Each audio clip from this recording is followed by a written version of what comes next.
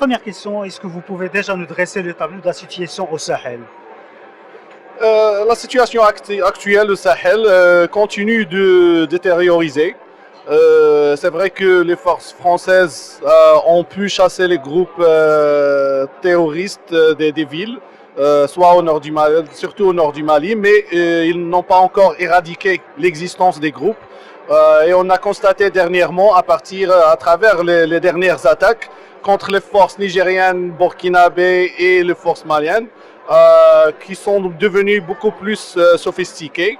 Et à part les groupes de terroristes, on a aussi constaté l'augmentation des problèmes interethniques, intercommunautaires, surtout au centre du Mali, contre les Peuls, entre les Peuls et les Dogons. Donc c'est un problème aussi qui est devenu un peu multidimensionnel. Donc c'est pas seulement les problèmes de terrorisme, mais aussi des problèmes locaux. Il y a plusieurs intervenants qui doivent agir pour mettre fin à cette situation. Selon vous, quelles sont les institutions, les entités et surtout les gouvernements qui doivent intervenir en priorité pour mettre fin à cette situation d'instabilité dans la région du Sahel? Déjà, il y a pas mal d'acteurs, pas mal d'intervenants qui sont dans la région, qui ont développé des stratégies concernant la situation au Sahel, que ce soit côté sécuritaire, côté développement. Mais le problème, personnellement, que je constate, c'est un manque de coordination entre les différents acteurs qui sont présents. Donc il faut un peu de coordination. Justement, vous dites qu'il y a un manque de coordination, mais juste, au sein de chaque pays, est-ce que vous pensez que ces gouvernements ont la possibilité, ont les moyens, et ont les moyens, surtout militaires, pour intervenir? Euh, euh, pour le moment, non.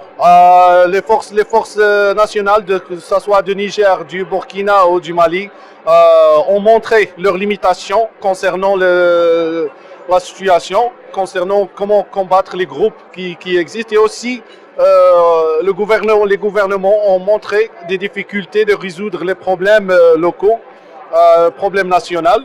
Donc c'est pour ça, donc ils ont besoin de support, d'aide de la part des acteurs internationaux pour faire face à l'augmentation de la violence et la déstabilisation dans quelques zones de leur pays.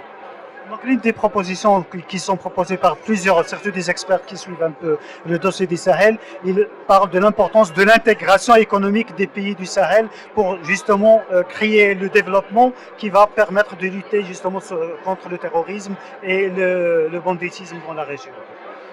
Effectivement, bon, la situation sécuritaire a limité aussi la situation économique côté développement. Donc plusieurs organisations ne peuvent pas intervenir dans des zones à cause de l'insécurité.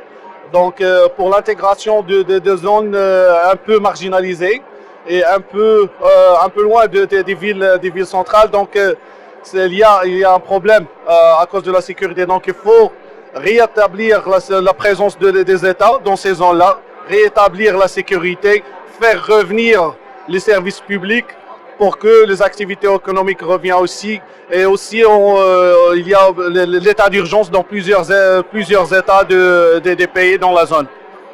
Avant-dernière question, si vous le permettez, est-ce que le Maroc a un rôle à jouer dans cette région, surtout depuis qu'il a intégré l'Union africaine? Absolument, je trouve que le Maroc a plusieurs expériences qui peuvent contribuer aux pays de la région, côté développement économique et aussi côté sécuritaire. Ils peuvent faire des formations concernant les forces, que ce soit du Niger, du Mali, Burkina. Donc il y a beaucoup de choses que le Maroc peut offrir pour les pays de la région. Dernière question, si vous le permettez. Hier, dans votre intervention, vous avez dit que les groupes terroristes, surtout, ont développé leurs moyens, leurs stratégies, surtout sur le plan technologique. Est-ce que vous pouvez nous dire un peu plus sur cette question? Oui, on a constaté durant cette dernière attaque, et même avant, qu'ils ont développé des manières plus sophistiquées. Ils ont détruit les moyens de communication dans la zone. Comme ça, après l'attaque, ils ne peuvent pas communiquer avec les autres camps pour envoyer le support. Donc ils ont développé des manières et ils ont montré qu'ils sont capables de s'adapter à la situation et pour devenir beaucoup plus sophistiqués. Et aussi l'augmentation de l'utilisation des EED dans la zone. Donc ils deviennent beaucoup plus sophistiqués et s'adaptent surtout.